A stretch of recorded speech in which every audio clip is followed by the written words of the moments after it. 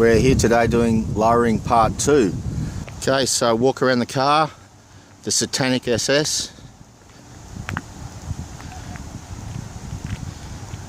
Here in her natural environment, the local cemetery. Respects to all the people that laid to rest here. She's not going to take your soul, only mine. A few things to mention from my first lowering video.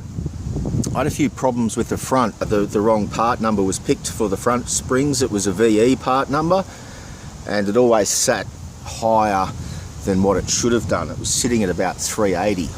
And I decided to go with a SSL spring in the front. So a super low, or as Kings call it, their ultra low springs. So it's now got ultra low springs front and rear, and sitting quite good. It's closed that front gap up, and the gaps are pretty much even. Probably one thing to mention, and if you can, better off telling the fitter or where you're getting your springs from that you want an actual measurement, instead of saying I want it lowered 30 or I want it lowered 40 or I want to lower it 50 mil. You're probably better off measuring it and tell them you want it at a height and letting them work out the issue with the springs. You really want to measure from the center of your hub here, so you can put a mark or a piece of tape or something there. You want to measure it to the bottom of your guard, and that gives you your millimetre measurement that I was talking about. And this one, it's about 363. Standard, it's about 405. So the bottom of the guard would be sitting up here somewhere, as opposed to saying that you wanted a measurement that's lowered so far.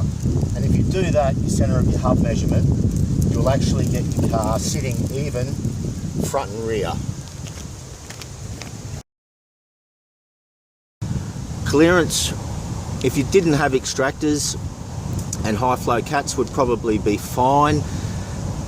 As it is with the extractors and high flow cats, this has got a full Walkinshaw system on it, this vehicle.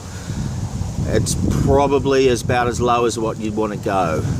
Generally, you're not scraping it too much. If you do, it'll usually be around where your cats are. It's because of the external diameter of the cats. They flange out to about 4 or 5 inches, depending on what brand you've got. That's probably the point where it'll scrape, and that'll be sort of in the middle of your driver's side door underneath. But if you didn't have high flow cats on it, you'd be pretty right at 363 mils. Any lower you may have dramas, and any lower with extractors you definitely have dramas. I think sitting pretty good now, and handles awesome as well. So finally, I'm happy with it.